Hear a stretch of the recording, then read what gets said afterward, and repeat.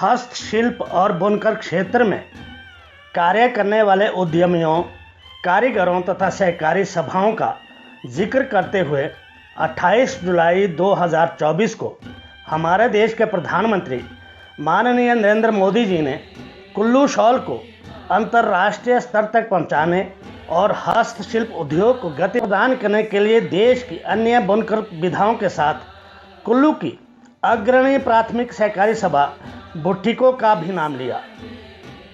प्रधानमंत्री द्वारा मन की बात में बुटीको का नाम लेना न केवल कुल्लू बल्कि हिमाचल प्रदेश के लिए भी गौरव की बात है।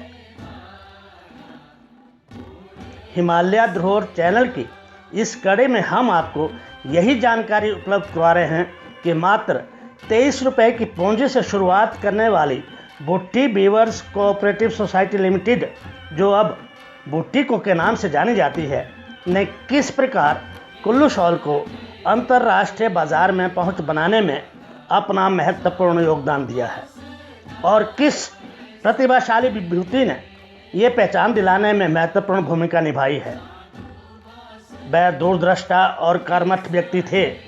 कुल्लू जिला के लग घाटी के छोटे से गांव बड़ाई के रहने वाले स्वर्गीय ठाकुर बेदराम, जिन्होंने अपनी सूझबूझ से कुल्लू शॉल को नए क्लेवर में तैयार किया और फिर प्रोफेशनल तरीके से इसकी मार्केटिंग की।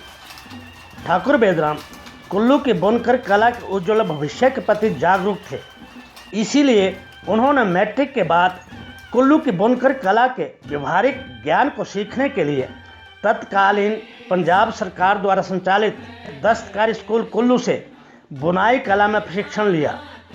तत्पश्चात सेठ चंपालाल के पास काम करते हुए उसे आगे बढ़ाया और बाद में सेठ की पूरी इकाई को खरीद लिया। सहकारिता के महत्व को समझते हुए उन्होंने बाद में अपने कारोबार का सारा धन बुटीको में समाहित करके उसे आगे बढ़ाने का प्रशंसनीय कार्य किया।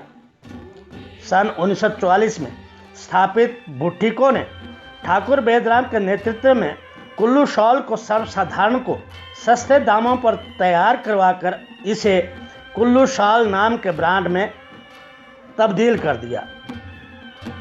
उन्होंने ये काम कैसे किया, इसकी भी दिलचस्प कहानी है। 1950-60 के दशक में कुल्लू दुशहरा में किन्नौर के कारीगरी किन्नौरी शाल बुनने की प्रदर्शनी लगाने आते थे।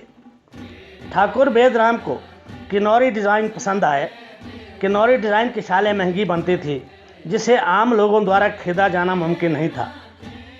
ठाकुर बेदराम ने किन्नौरी शालों के डिज़ाइन को देखकर छोटे छोटे डिज़ाइनों को कुल्लू शॉल में डालना शुरू करवा दिया।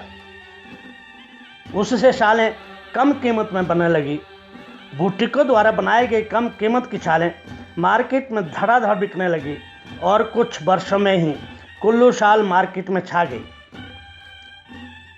वर्तमान में हजारों परिवार कुल्लू शालों के निर्माण में लगे हैं और परिवार का पालन पोषण कर रहे हैं। आज कुल्लू शाल एक ब्रांड बन गई है।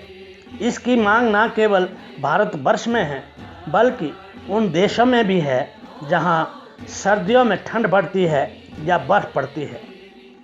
वर्तमान में ठाकुर बेदराम द्वारा स्थापित बुटीको को हिमाचल सरकार में पूर्व बागवानी मंत्री रहे उनके बड़े बेटे सत्यप्रकाश ठाकुर ने बुलंदियों पर पहुंचाने का काम निरंतर जारी रखा है।